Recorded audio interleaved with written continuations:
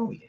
Good evening, everybody. How you doing? It's me, Paddy, and we Jud, and you're very welcome to the channel. We are delighted to have Donnie here from Jack Wolf Knives. It's Ben's right-hand man. So, well, there might be the odd question. Well, he's Ben's right-hand man, but what we really mean by that is I think he's got something on him. I mean, honestly, maybe. How's it going, fellas?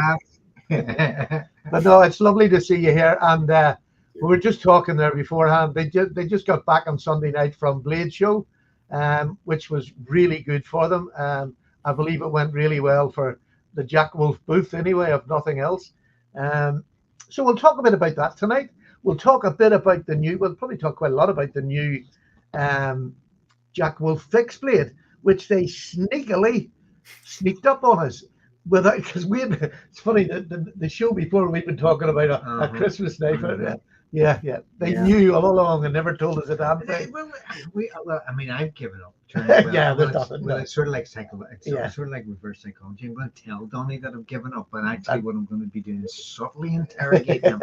We've tried the thumb screws kind of approach, but now we're going to go for subtle, trying to trip him up. Do you want to know that's the only complication with complication?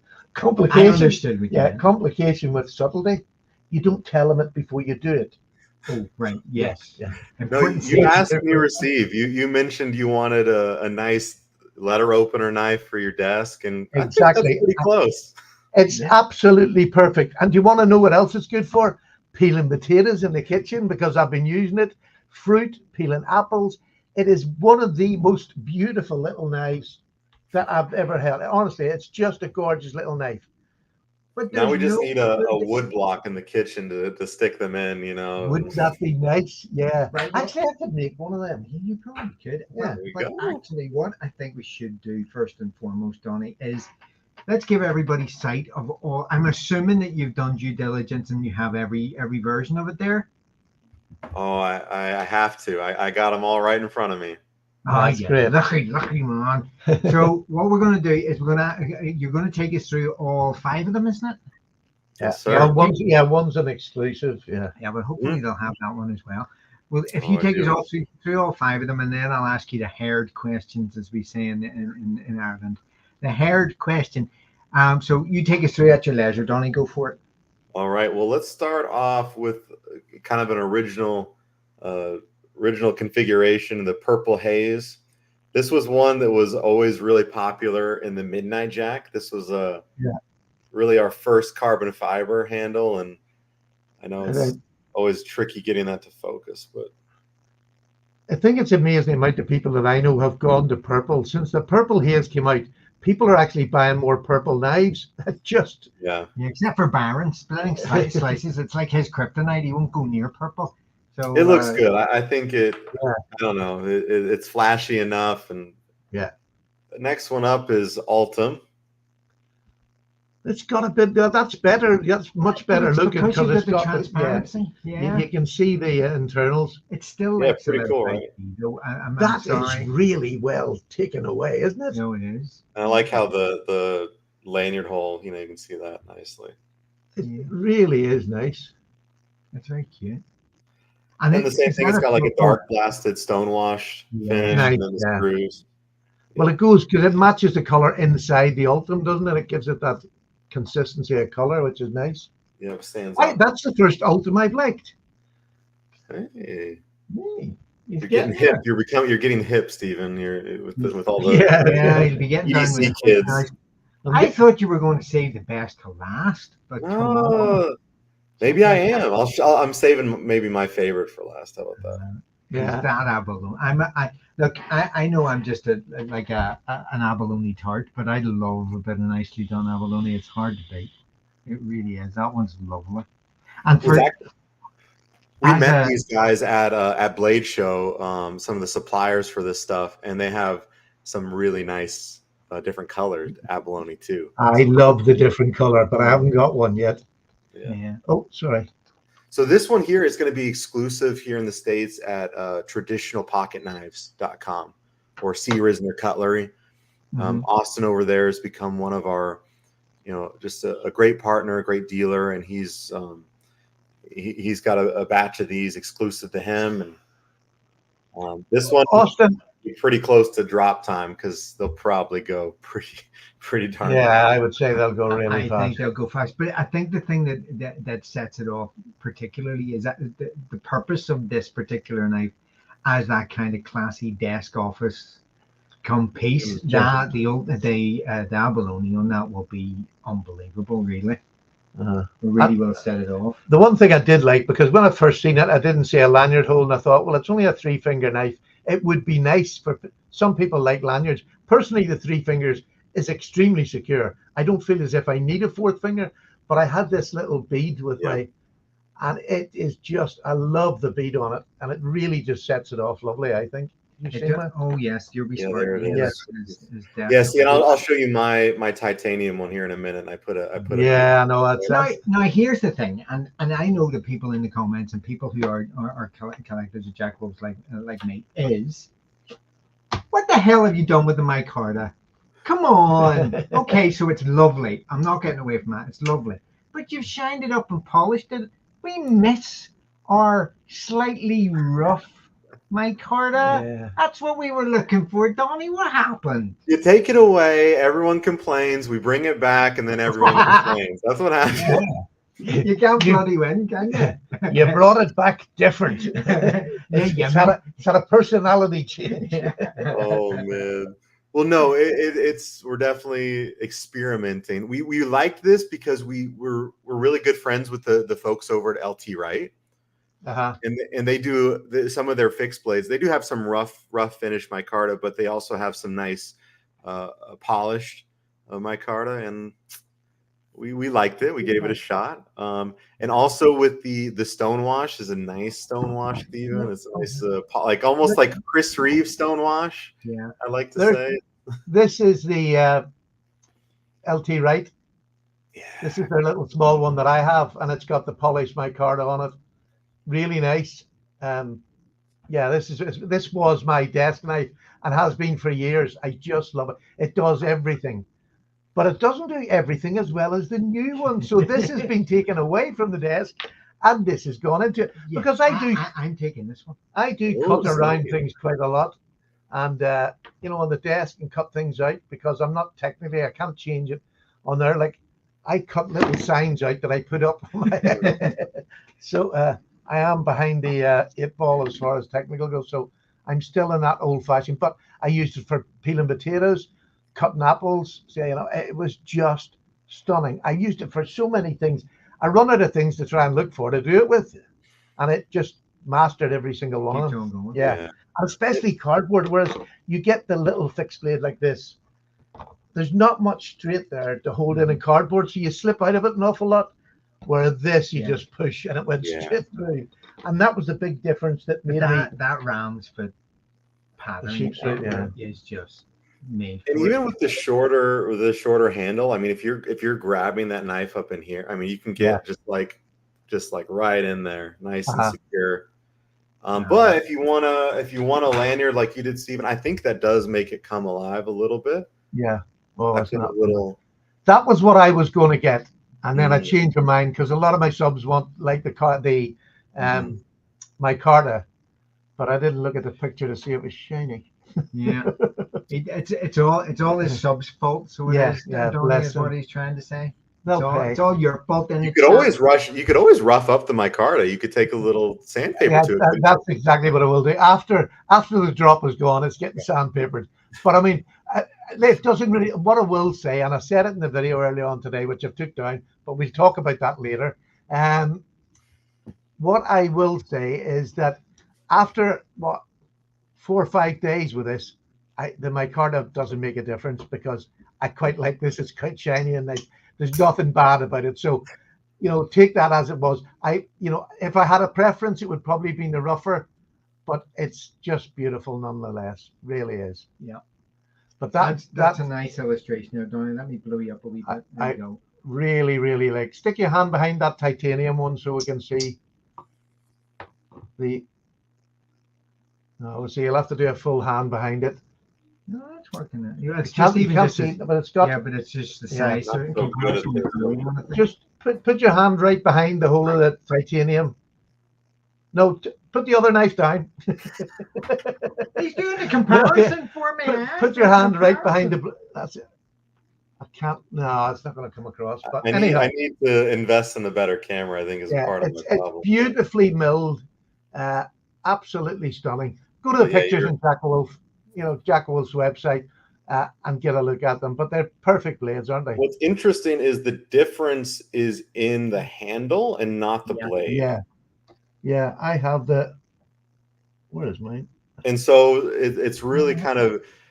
You're sacrificing a little bit of that handle, but once you put a lanyard on it, now you have that handle length, but then it's nice and flexible there at the end. This is one of my favorite knives. Yeah. And I mean, honestly, the 3 fingers, I test anybody. I mean, I have large hands. The 3-finger grip is so secure. And as you say, a lot of the time when I'm peeling, it's back the ways and my thumb's sitting in there and it's just, you've got complete control over peeling or slicing.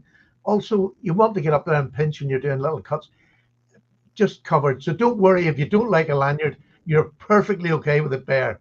I didn't need it. I just found this and I thought I'll stick it on it because I'm not particularly a great. That's funny. My other little 3 one I've got a lanyard on. Yeah. So there he's telling big fibs again. Yeah, I'm just lying. Telling big fibs. Yeah, so, here I have actually a custom that Corey Dunlap did for me. And it doesn't have a lanyard hole. And it's the same kind of thing. Like it's really a 3-fingered knife because it doesn't have. And I mean, I don't miss it because it gets right there in the palm of your hand. And that rounded end just means you can set your pinky on it anywhere you like, and it's going to sit there. Same thing with even the coffin shape. It just kind of gets into that part of your hand, and it's good. Yeah, it's not a problem. And I have to say, genuinely, I put these 2 to test against each other, and this one definitely came out on top for the different jobs that the blade shape allows it to do. It is very versatile. That I mean, maybe as a paring knife, yes, but it's not. Maybe the only thing that this stood out for was getting down on a board. You can't really get this flat or any flat down. You just get the point. But I mean, that was the only thing, and I don't use a little knife this side on a board for cutting anyway. So yeah, pinch grip. And what was your fella's honest thoughts on the sheath? I think it turned out really nice. I think the sheath is absolutely beautiful, but I don't like the clip. Yeah. Okay. Well, hey, you're being real with me. Appreciate you. As in pocket, I put that on my belt, and I had to take my belt off and use a pry bar to get underneath that to put it on my belt. It's just a leather belt. This belt. Yeah. And it fits round all right. It actually fits over it and clips on perfectly. But I then had to take my belt off again because I had to put it in the table with a pry bar to get it over the lip to get it off. So really? It's very, very tight on a belt. For me, I just would lift it. I use those like really thin. It's almost like a nylon belt. I don't use a thick leather belt, and I guess that's why it works for me fine. Here's the worst problem. When I had it on my belt, I couldn't get the knife back into it. Now that's to do because you're a Californian now. You're one of the hip chicks, and you've got a body to suit that. I'm a fat knacker, and when I put it in my belt and it's sitting on my hip, the sheath is pointing into my stomach, so I couldn't get the bloody. You had to pull it away from your side and then try to get it in. But Stephen, everything is pointing into your stomach. I mean, the whole entire universe is pointing into I'll have you know, I've nearly lost weight. Did you try putting it in your pants pocket though? Did you try with the pocket carry? You can carry it here. It's illegal to carry here. But even around the house. I don't like it in my pocket. I put it in my pocket just backwards and leave the clip sticking out, and it's fine. It is fine. But and it's funny, like size-wise too. I when we were designing it, I'm like, Ben, that's really. I don't know about the size. And then what we did is we compared. So this is a custom slip. This is a slip done by Taylor Cortez, but it's the exact same size as the slips that come with our slip joints. Yeah. Uh-huh. It's literally the same size. I mean, there's a little bit of, if you put it, let's see right there. Yeah, it's the same breadth. Yeah, there's only a half inch. A little bit right there, but I mean, it's about the same. And I mean, the design principle behind it was very clever. It has to be said. Although Stephen still says that there's absolutely no reason why we should be catering to left-handed folk like me. But that's, why would we do that? Yeah, man. Yeah. But They're wrong. but they're entitled to be wrong whatever way, whatever Yeah, wrong but way they want. It's like you don't conform to the criminal, you change the criminal. Sorry. I'm out of here, fellas. Where's this leave Oh button? no, you have to represent, bro. You have to represent. Oh, Why man. do you think he left you on your own for this one? Although I have a sneaking suspicion that like most evenings, Ben's probably lurking in the background waiting for I that don't know. I don't. apposite moment to say the right thing, you know. But no, but this is what I wanted to ask you because the sheath is part of the equation. And this is the haired question that I was talking about. And the knife is the other part of the equation. But what in the name of all that is holy possessed you, given your success with the slip joints and a couple of locking knives that you've done, that all of a sudden, just because a couple of old punters like us had said, "Oh, we fix it, it'd be nice." What the hell were you thinking? Why now? Why did you decide to go for it? I No, think see, it's a great idea. No, I'm not Well, arguing that it's a all great right. idea. fellas, I think you're mistaken. This isn't a fixed blade. This is a slip joint with a 10 out of 10 walk and talk. It's just so we can't get it. Yeah. You know, we just left it that way. We built the stiffest spring and just left it. Yeah, that's good idea. No. And I like it because, and I really do, like I sort of said a couple of things that are maybe a bit off-putting, but I genuinely think it is a superb knife. Yeah. Genuinely. But that's not my question. My question is, what was the train of thought? Because Ben always has this process that he goes through, where he gets a notion, a wee bit of inspiration, and then there's a step by step that goes through it. Whether it is the knife design or whether it is shaking up an old knife design as he did with the baby cyborg last time, or whether it is new materials for sides or for scales or whatever else. So what was it with this one that moved you along? No, that's a great question. I mean, you know, as you know, when you go to blade shows or you get involved in really deep in the knife world, you start seeing things they're really cool. And more people were talking about these EDC fixed blades, guys who love fixed blades, and even in the bushcrafting world, that smaller size where it's like, man, this works really well for everyday tasks. If you want a knife that's already open, you don't have to worry about fiddling with the opening mechanism. They're really useful, they're really handy, and our styles, it just kind of matched with that form factor. It's like, oh man, maybe we could mess with something like that. And really, this was a year, maybe a little over a year in the making. You were so successful when you put the locking knife in. It's the next step to a locking knife as a fixed blade. So, and Ben has always said it's not just a slip joint company. It's a wide range of knives. It's a knife company. Yeah, and it quite excites me because if you take it, you got an S90 blade steel that's being used now, a larger fixed blade. Now I don't mean a huge fixed blade, but like a small camp knife. A nice camp knife. I don't mean just one that you're going to beat. I mean a nice camp knife that you can have for a bit of cooking. The blade and the grind of the blade is perfect for that. Sort of mid-sized as opposed to. Tell you what I'm going to say. This is I have this. I got this year, and I haven't actually used it for real yet. It's a Spyderco, and this is the mule with the scales and all on it. So thin behind the edge. It's got 15V on it, which is fantastic, but I don't really need 15V. I mean, I'd be quite happy with S90V. Do you know what I mean? Sure. And this sort of a size with a nice wee sheath, a belt sheath that just clips on nicely. Here we go. Well, I think too, we also didn't want to deviate from, to say made us popular, but really our identity is taking something, traditional, those patterns, those aesthetics, and then making that something modern that the modern knife guy can enjoy, use, and appreciate, something that will last. And now taking that into a fixed blade, well, it's like, maybe we're going in a different direction if all of a sudden we're doing, tactical fixed blade or hard use, bushcraft fixed blades. Like, well, that's really cool, but maybe that's not so much us. There's so many great guys who are doing that. But at the same time, maybe down the road, something bigger. I didn't have the packaging with me, but the packaging is something that goes into, Packaging is process too. amazing. I have the Thank you. packaging here. We'll just give people a quick I look. love that retro blockbuster video thing. That was For awesome. those of you who's old enough for videos, this is perfect. And it's a great way to store a knife. It's much bigger than the tube, but it just looks fantastic. And you have a row of them on your shelf. Just amazing. So that comes off. And then you actually get a beautifully embossed box. Honestly, we were sorry, go ahead. It's got a magnetic tag and it's beautiful. You'll get the wee sticker, but you also get your leather sheath and your knife in these beautifully cut out soft padding with a more firm top, but it just keeps the knife so well protected.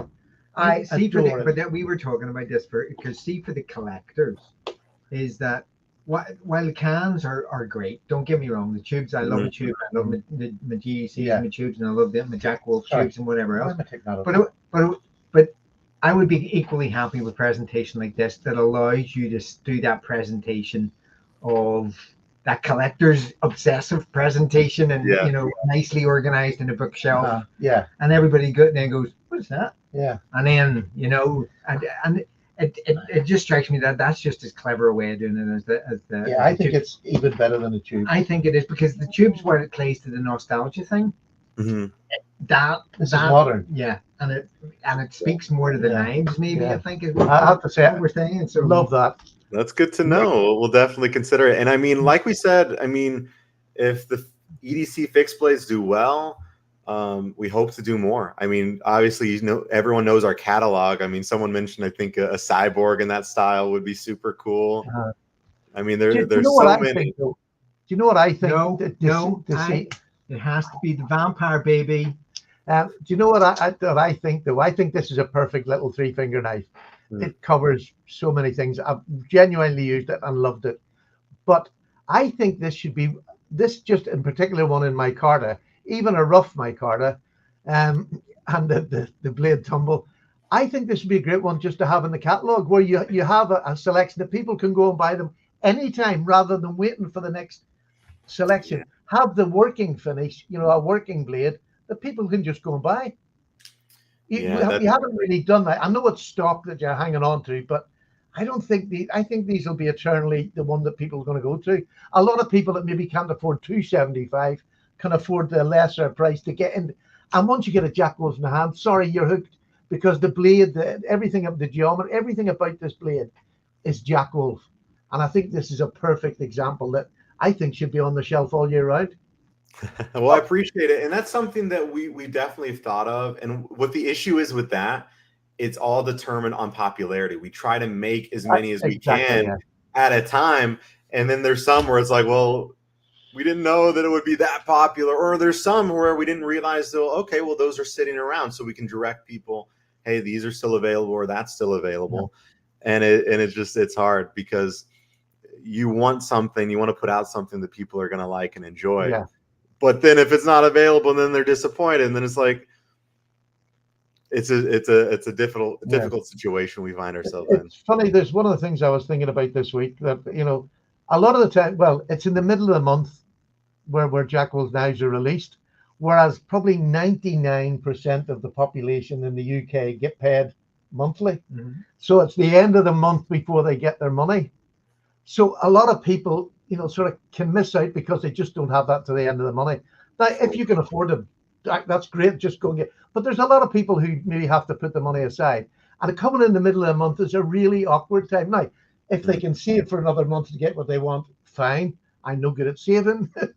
But it's just a wee thing that's over here. I don't know. Do you get paid? Is there more people get paid weekly over there, or fortnightly, or? I think weekly, twice a month is fairly common. Some people it's once a month, but I think typically you hear people getting paid weekly. I think that's fairly common. That stopped with us years ago. It's now monthly. There's very few jobs that I know of that get paid weekly. No, most we have a payroll cycle in the health service for weekly staff, but they're trying to make from it anyway. But enough of the economics of. Give them a shout out. What we'll do is what I want to say is just hello to everybody. And we're 25 minutes in. We haven't even said hello to our usual suspects in the in the chat box. So we have got from the top, we've got Mikey, we've got Joe, Pietra, La Pietra, we've got Bazin, we've got Pens and Blades, we've got Sean, we've got Spiros, we've got EDC, Nigel Loftus is in, Gizmo is in, Sean has probably got no clothes on, I've already mentioned him, Tony Ponies is in, and Marco is in, and we've got Six Gun Slinging the Saw as well, MBEDC, we've got Elan in, of course, the lobster himself, and who is also the best looking man in the knife community, Donnie. He's our knife James Bond. He is. He is our sort. He's doing a full 12-month pin-up calendar for us this year, posing with different Jack Wolf knives each time. That's what we should have. We really need to have a Jack Wolf pin-up calendar.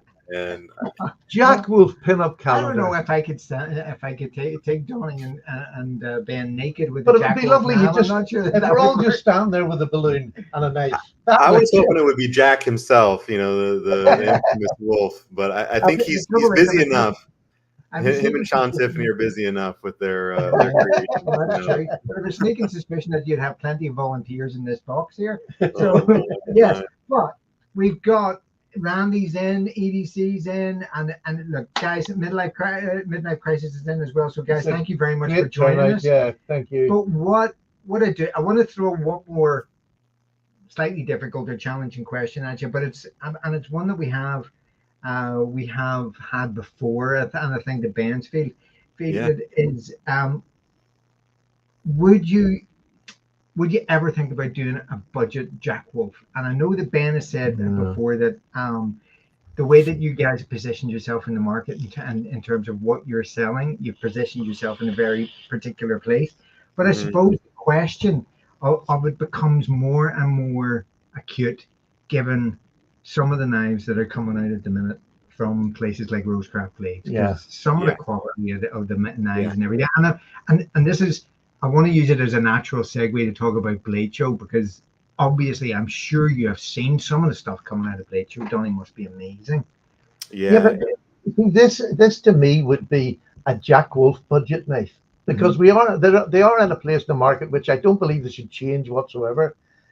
If people, this is sounding terrible, but there's a lot of things out there, especially knives, that people can't afford.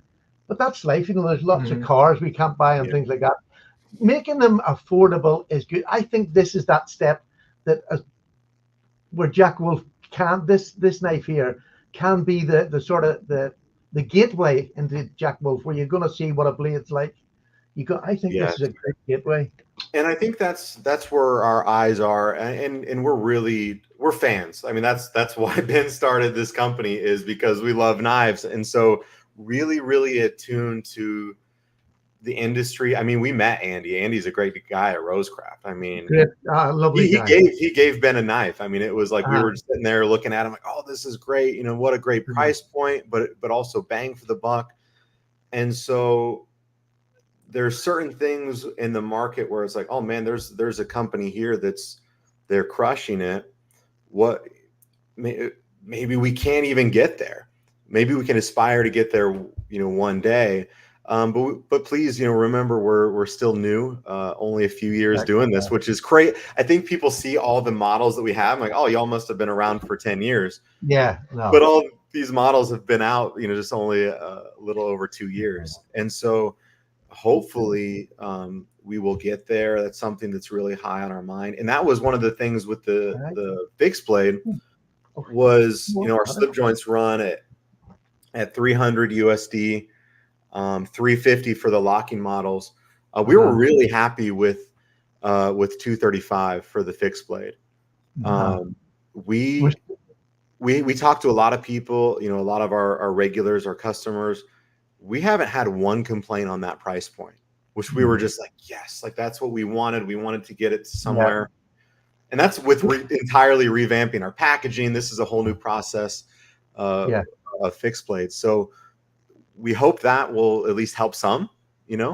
Yeah, Right I there. agree with you entirely. But just the reason we haven't sort of mentioned the sort of thing, we're still a bit unsure of the price for the UK yet. We're going to get confirmation, hopefully, maybe during the show even. But if not, I should be able to get it by the morning and make sure I get the price out.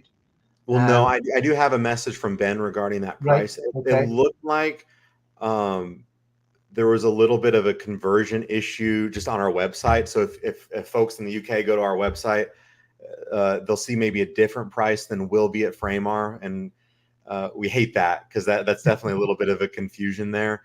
But it looks to be at Framar, it should be $209.99 in the UK there at Framar. So Right. I apologize. That's a little disappointing. I see your face. Very so disappointed. Yeah, because I've made a video today based on that price, and then I found out, oh, it's maybe the exact sort of. It was within $10 of the price that I thought would have been great, but yeah. Okay. And so we hate to disappoint that way, but we hopefully there's a few models in that lineup that will be appeasing, appealing to anyone. Hopefully at that price. So I took the video down and put up this afternoon once I realized there was this difference in price. So it wasn't for any other reason that I got thrown a curveball when I went on the site and seen a different price than what I'd been given. And then I was doing my review. So I took the review down. I'll be doing a new one tomorrow with exactly the same points as I had today, because it has to be an honest review. Hey, Donnie, or I know you or Ben like honest review, but to me, it's just me being honest. So I'll do exactly the same review. Look, I didn't give it a bad review. The knife is absolutely fantastic. I have nothing that I can say about the knife. It's maybe just something in my little psyche that's saying how to get it under that 200 mark. I understand. We should have sent you the titanium one, I guess. Yeah, I think you should have. That's exactly what he said, Donnie. Because the titanium one is something I would pay for, but I think that's just a wee bit heavy for that. So anyway, but remember, it's all his subs' fault because he did it for the subs. He got the micarta for the subs. I do buy all. Of course, you did. That's the only reason I change all the different materials. Hey, maybe when they all sell out, which they will probably pretty quickly over there, you'll just have to swap with somebody. That's all you'll have to do. Yeah, wouldn't be the first time. Wouldn't be the first. Would you give me the titanium for that? Oh, hey, are you asking me? Because I don't know. This one's got snail trails. So's mine. We'll swap. No, honestly, no. That's joking aside. The knife is absolutely fantastic. I'm a bit miffed at I thought the price could have been a bit lower for this model. Yeah. And this model alone. But anyhow, but I want to wrap up that. I want to wrap up that thought though regarding budget lines, different things like that. I think in our mind, I mean that's the number one thing, right? That's what people are talking about, and I think we really want to get there, but we don't want to sacrifice things like our fit and finish, right? There's different things you can do when it comes to price. You can lower your material standards, the attention to detail, the handwork that goes into these things. What would be nice is maybe something along the lines of the exact same fit and finish, but maybe a different steel choice, for instance, or different material choice. If we can find a cheaper micarta, something like that. Yeah, of course, everyone would like the exact same knife, but just cheaper. That would be great. But that's not possible. I wouldn't want to give up. Yeah. The blade steel that's on it. I don't want to make this up. This is not a pick on Donnie now. Hope I'm losing you, fellas. Is I wouldn't want to. I mean, that's you. You collect them. I collect them and whatever else. But I can still see room for a line. Whereas Donnie says it might be, I don't know, in a slightly different style. It might be C14 or something like that. Or it might not. It might be stainless steel rather than titanium, and along the lines of the way Rosecraft have done. If there are options for that, but I think what you're saying is right, Donnie. Is if you can do it properly, and only if you can do it in a way that keeps it as Jack Wolf knives, as opposed to putting. I mean, as I say, you've got competition out there who are already doing a really good job of these. So how costly would it be to try and enter into that segment of the market and then lose out because these guys are doing it slightly better, or even just as well, or whatever Yeah. else. A little bit of a head start. I on don't. you. I, mean, I think like sticking a G10 handle on this and getting it below that sort of 300 pound mark. Maybe. You know, that's where I wanted it a wee bit under the two, and that's why I think this is such a great model. And to me, just this one. The other ones are different handle materials that cost a bit more than just a bit of my card. You could put a bit of my card on that's, I don't know how much cheaper it would be to get not a lesser one, the same card as you used on the first ones, and stick one of them on here, and this under the 200 pound mark, because once you get over that 200 pound mark, I think a lot of people are saying, it's just too. I'll leave that, and getting it underneath it was just maybe. There's a psychological barrier there. I genuinely want more people to get a Jack Wolf in their hands and cut with it, to realize that the price of a Jack Wolf knife, £275 or whatever it is, dollars, but 275 is good value for what you're getting on our folding knives. This, I mean, the titanium one on this is just outstanding looking. Anyway, can we have a look at a practical question, Donnie? Absolutely, yes. How the hell do you get that lanyard on one of these things? It's easy. Okay, so there's really one of two options. I found the easiest way was simply just getting your T8s, Torx, taking the scale off, taking the cover off of the fixed blade, and your lanyard will just lay flat right in there, and that's the easiest way, I think. But you could do, kind of feed it through that hole and kind of loop it around.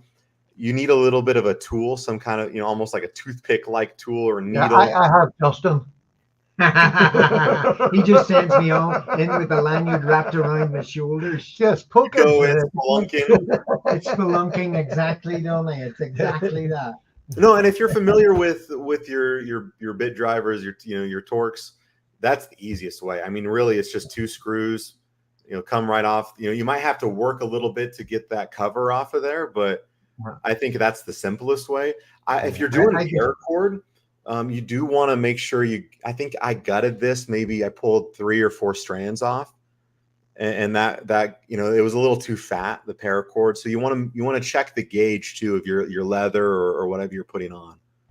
Yeah. So it's a wee bit finer. Yeah, because it is quite a slim knife. Actually, it's a very slim knife. I've got 7-strand paracord in there, and mine's actually joined, because this was a larger lanyard, so I cut it off, used the old cigarette lighter trick, put it together, and I had to actually cut the plastic off where it would have burnt because I couldn't get it to fit in then. So it just took a little bit of figuring out. But the $7,000, the 7, I can't think of a bloody word. Here's the man himself. You were correct, Stephen. He's been watching. The man is here. I've been watching. The 7th. It's Ben himself. You see, he's always lurking there, waiting to get in there with a little. Yeah, I'll take the plastic bag. But I mean, that's it. If you're going to do a budget range, you don't have to do the full packaging. A simple basic box for something like this would be.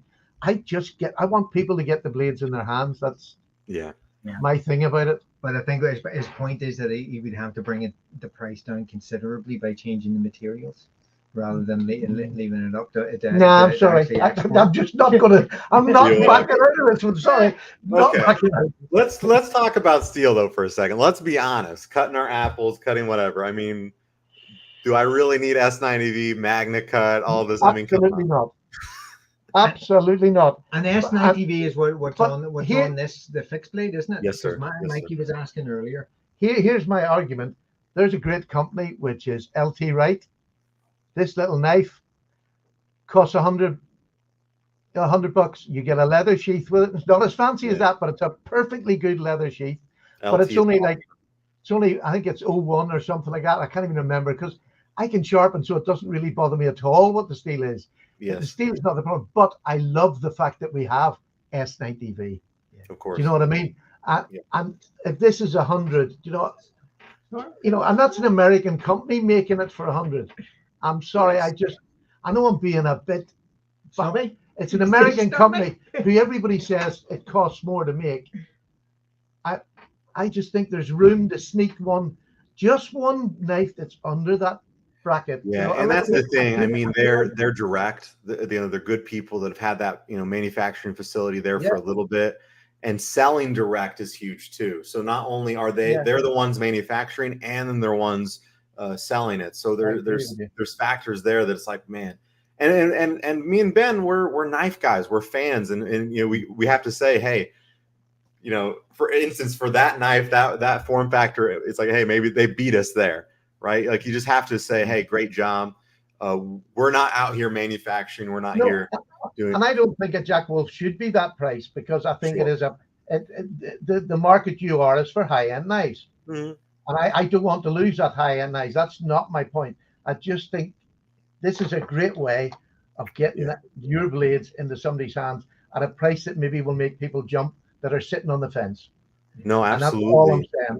And that's the number one. There's two things in our the top of our list. It was fixed blade, and we got that done. You asked and you received. Exactly. I'm over the moon.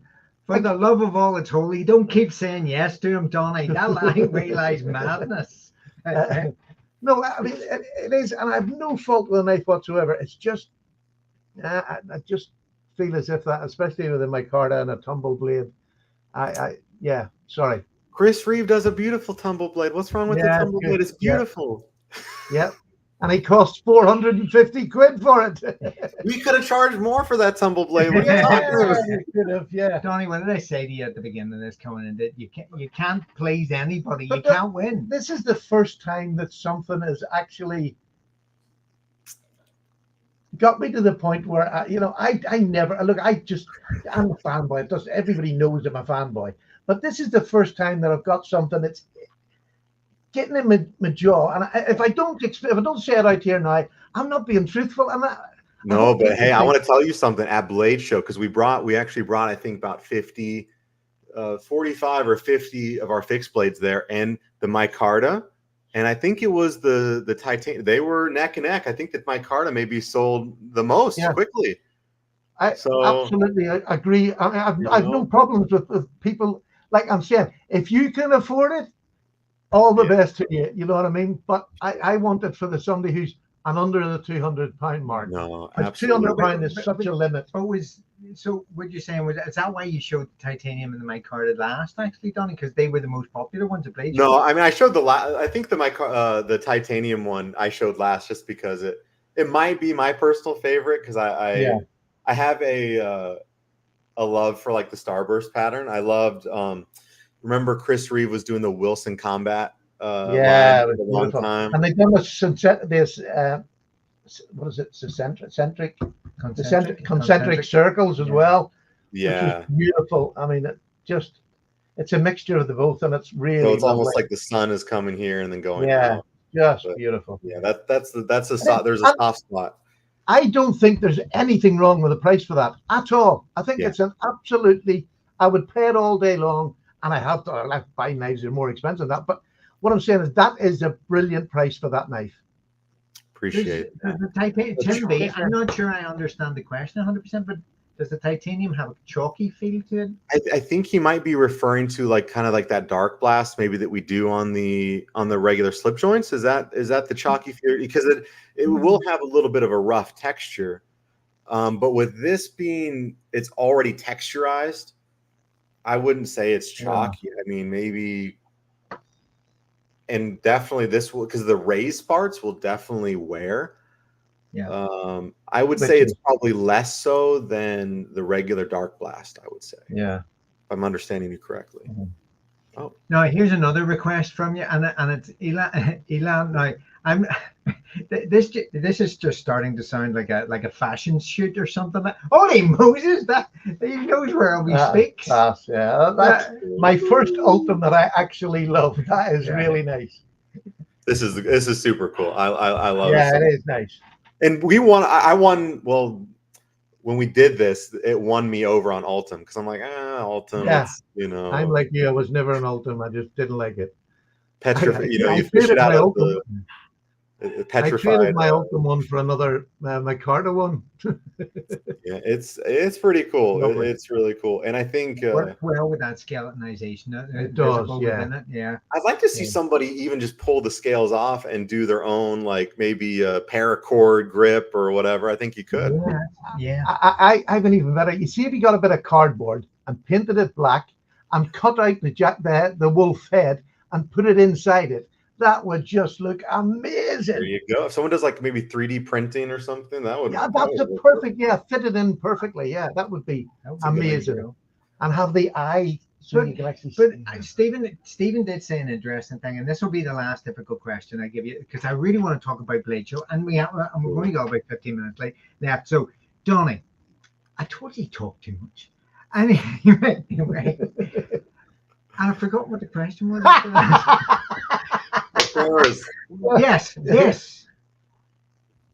Is there any reason why you can't do transferable scales on this?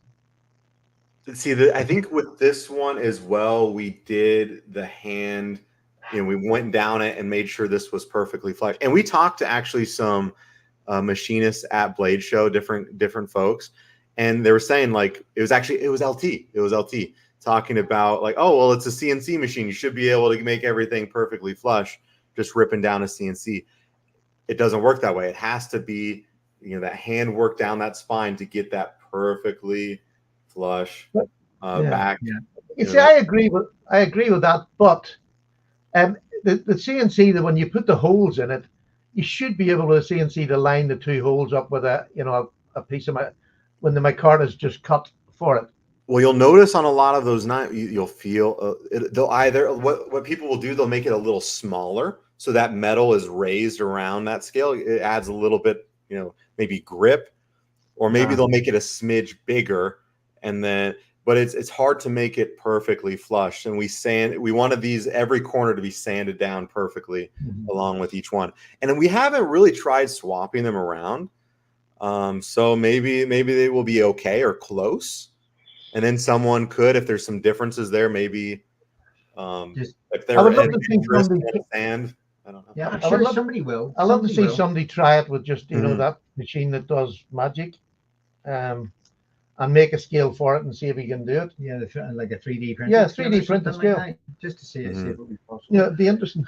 Joe LaPietra, get on that. You're the CNC man, so yeah, he could do that, like you do. So anyway, Donnie. Oh, he's getting off late. I have another 3 or 4 things in my head tonight. Yeah, no, but I've had enough of you picking on him without Ben here, or Ben lurking in the background, letting him take all the shots for him. Ben is like the man above. General, he's like Napoleon, sending poor Donnie into the fire. It's a shocker, really is. Only joking, Ben, honestly. Or am I? Donnie, tell me about Bladeshow, because I wanted to be there, but I couldn't be there. Atlanta, Georgia. It's a good time as always. It's a good time, and I mean, obviously the knives, and I think.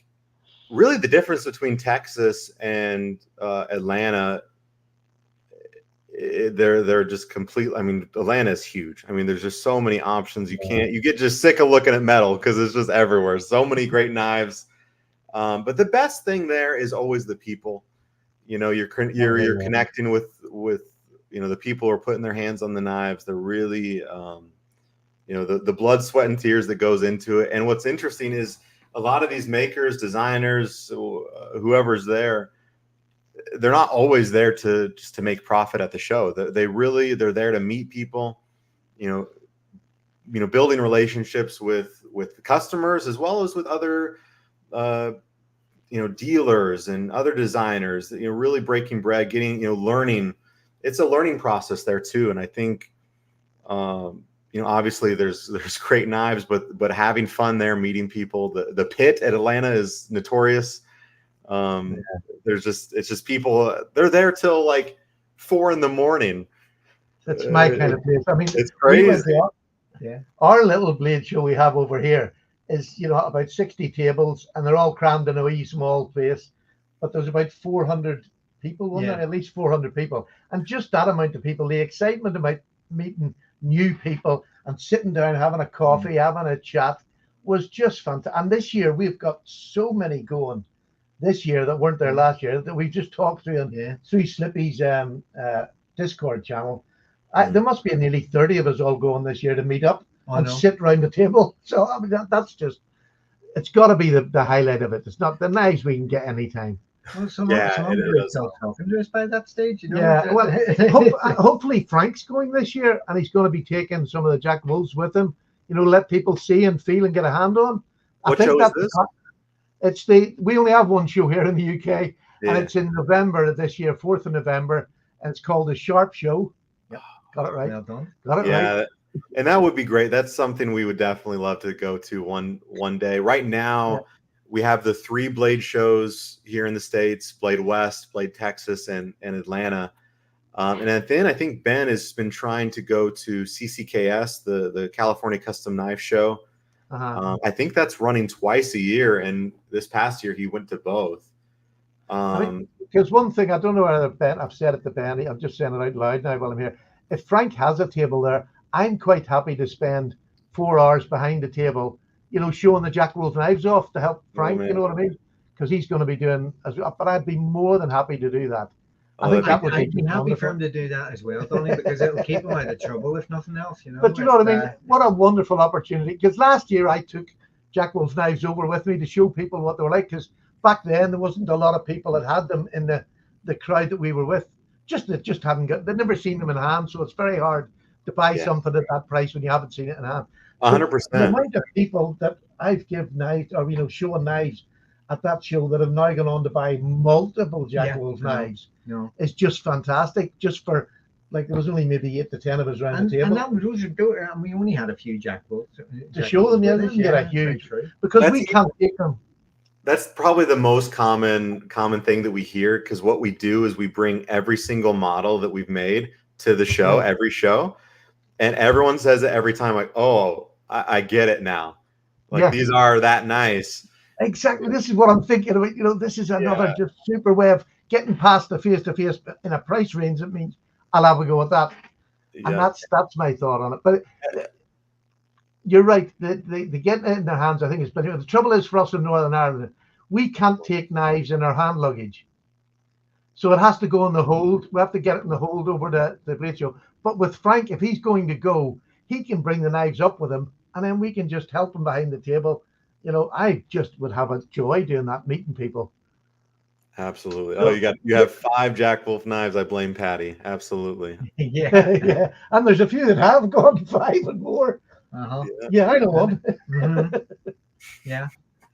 So what would you classify as the highlights of Bladeshow then? What was it that you were most, if you cast your mind back, what's the first thing that jumps into it? I mean, honestly, it's just the friends you have, you know, the friends you make. Like you said, you can see these knives or buy these knives online. That's fine. But, you know, really getting like when people come to see us, you get to meet Ben, you get to actually put your hands on something you're seeing online. And, I mean, the customs, I mean, I think even as someone who appreciates knives, I mean, we're talking about, you know, $250 is expensive, $300 is expensive, but now you start seeing $2,000 custom, $5,000. It's just like, and then the amazing intricacy, and like Evan Nicolaitis, who, you know, Esnix Knives, he does the work. I mean, he won again, like he's always winning, like best custom slip joint, you know, whatever it is, and it's just amazing. There's a fantastic video with him when he was sort of not starting out, but just in the process of getting his name. And he was at Tony Bowe's house. And he was sitting down chatting with Tony Bowes, you know, because he went there to learn from him and all that. And Tony happily just taught him, you know, it was just one of them things. And it was one of the best conversations. It was the old master sitting there with the new boy. And it's on YouTube. You can, it was Apostle P done it. He was there and he helped the interview go. And there was the 3 of them sitting in the room with Tony Bowes, Nicholas, I can't remember his name. And he was in the room, and the 3 of them just talked knives. It was just amazing. I'll have to watch that. And he's such a modest guy. Like, he's so chill, you know, he's quiet. and then he's just dropping these bombs of like absolute masterwork. Yeah, It's amazing. But when you have Tony Bowes as your sort of teacher helper getting started, you couldn't ask for a better man. Yeah. So yeah. Wow. Very true. Okay, we've got. Who was your favorite custom? What was your favorite custom knife that you seen there? Well, it was probably that one from Evan. It was the Angler. It's that giant. It was big. It was like this custom slip joint. You look it up. I think it was a fishing knife. Right. We're doing it here. What's his name? Evan Nicolaitis. I know it's hard to.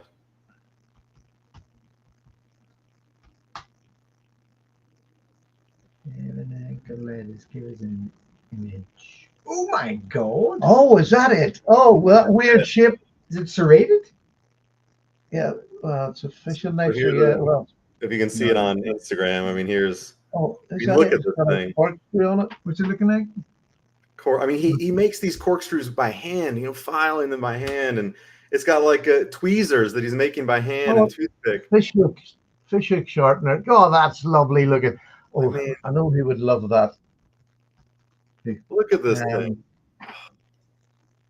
Oh, got it. I'm not sure if that's it there. Amazing. That looks does it? Yeah, that looks similar. No, it's not it though, is it? Look at that. No. Yeah, that's beautiful anyway, just to see that. See that in person. I met the guy who bought it, and he was, we were handling it, and it was just like, it's just giant piece of art. But to answer Kathleen's question, how fast do you think these things will sell out tomorrow? It obviously depends on where you're located. I mean, I think in the UK, it's probably we hope to do well. I really hope you do, because this is a fantastic little knife. But do you want to know something, Kathleen? I'll give you an answer. Usually the one you want to buy is the one that sells out first. Does that make any sense? Because it usually is that when you're going to go for something. And it's not just the knives and jackwolf. When you see a company that brings out a batch of knives that are slightly different, it's always the one you want that goes first. So I keep saying to everybody, buy yours first, because you never know whether it's going to be there in 5 minutes or not. And if you're in the States, I mean, it'll obviously be the exclusive. The abalone, with Austin will probably just be 5 minutes and it's gone or something like that. But I always tell people, go to our dealer list and support the smaller dealers. If you're seeing someone there that you don't know or you're not familiar with, it's the mom and pop operations. They're, folks just like us, small. Some of these guys are running these shops, just them, or just their family. And I'm right in saying it's all fixed prices, isn't it? Yes. Yeah. No one's going to be competing with. It doesn't matter who you go to. So supporting a small business doesn't cost you anything, but means the world to them. Yeah, absolutely. And obviously you're going to hopefully you're going to maybe have less competition as the big dealers. Yeah. So. Well, Frank is a mamas and papas shop here. And he's a lovely man. He'll do everything he can to help you. And whatever the problem, well, hopefully it's not going to be a problem, because we don't get that many of them. But, he's there, and he's a small shop, and he's just a knife person. That's it. He's just a knife person. And if you want to chat, Frank's your man. He'll talk the ears off you, and in a really nice way. He has a lifetime of stories. But he's just a lovely man. So, yeah, support Frank in the UK if you can. He's the only dealer in the UK, so he's at a bit of an advantage. But there you go. That's great. And you have everybody going to Frank, so get in early. Yeah. Yeah, absolutely. But nice. I think these are fun, man. I think these turned out nice. Yeah, you'd be surprised how much work you can get done with a little knife like this. Oh, for sure. Indeed. So, Donnie, last words. Tell us, when are they released? This is the bit you hate. Yeah, because I never remember, and I never know, like, in the UK either, specifically. Well, the UK is 7:00 on Friday night for the UK. See, there you go. That's all that matters. And then in the States, it's 11 a.m. I think here it's 11 and 2. I know that. It's like 2 p.m. Eastern and 11 a.m. here in Arizona. It's really simple. To just go on the Jack Wolf website, there's a place there for when or who the dealers are, and it gives you the complete list in alphabetical orders. And there's It's really simple, although Donnie can't even remember. I mean, come on. No, I'm not even simple. I'm less than simple. You've had a hard weekend. Ben, as Randy was saying earlier, accusing him of being a slave driver, Ben was obviously working your fingers to the bone, driving you 24 hours a day, taking you to exotic places, showing you beautiful. I mean, sorry, no, what am I saying? Hey, and just to mention that, what's really cool is the reason Ben isn't with us today. He's flying out to Utah to go to Blade HQ. And so Blade HQ is going to do a really nice video for us, going to interview Ben, talk about slip joints, dive into the nitty gritty of slip joints. So we should be expecting that. I think they're shooting it tomorrow, and Ben's going to check out the whole operation. So I get to miss out. I don't get to go to Utah, but I'm here. Here's one last question. Did your wife enjoy it? She was with you, wasn't she? Oh yeah, she was selling knives, man. She was out there, everyone was willing to talk to Kim, so she had a good time. That's good. I'm glad she enjoyed it. We'll have to get her on again sometime. It's just absolutely. It was nice to see her the first time. But yeah, any further questions? No, that's us done. Donnie, thank you very much. For everybody in the talk box, thank you so much. It was a great turnout to come on and see. And look, you handled it really well. I'm sorry, I had a wee thing that was in my throat that I couldn't get out today, and it was been at me for about 3 days now. How do I put it? So I'll redo the video again. I'll probably phrase it a lot differently, but it's going to say exactly the same thing. But anyway, that's my honest review, and that's what it's got to be. I tried talking you out of it. I tried. Yeah. Oh, and you made very good arguments, but you know what he's like. And more to the point, Ben knows what he's like, and he appreciates the honesty, if nothing else. Absolutely. I mean, Ben's good for him, Donnie. Don't you worry. I love it. No, and that's what we want. We want the honest truth and how you feel, and that's why we send these to you. Yeah. But this is the thing. Every time, if you're not getting that kind of feedback, then you're not learning. And every night that you come out with, you're learning something new. So it's all part of that process. Donnie, it's been a joy as always. It really has. Thank you for being patient and just smiling all the way through it. Thank you, fellas. What we failed to do. What we failed to do. The subtle thing. He has revealed nothing about the next. Did you actually think you were going to break him down? I hoped. Well, you have that menacing sort of SAS look about you too. Me? No. You didn't. Donnie, peace, brother, and we'll talk to you again soon, okay? Stick around. Yeah. Everybody in the chat, thank you very much for joining us. You're amazing. Thank you. Paul Joseph, we're going to have to talk, obviously, about some similar kind of things, but eso para antes. But thank you everybody for this voice. I can't even speak about what I'm supposed to do. So I'm enjoying watching it. I know it's like a meltdown. It's like a nervous breakdown. But thanks everybody for joining us, and we'll see you again. Just bear in mind that Slippy has been deserted on Sunday, and he's being helped by some ganch. And actually, it's not me for a change. So our very own Baldy's Blades is going to help Slippy out on Sunday. So as always, I don't think anybody needs any encouragement to join Slippy and give Mikey a really hard time. Okay? So we'll see you on Sunday. And Donnie, thanks again. Thank you guys. The next knife release is... and out. That's going to become a thing.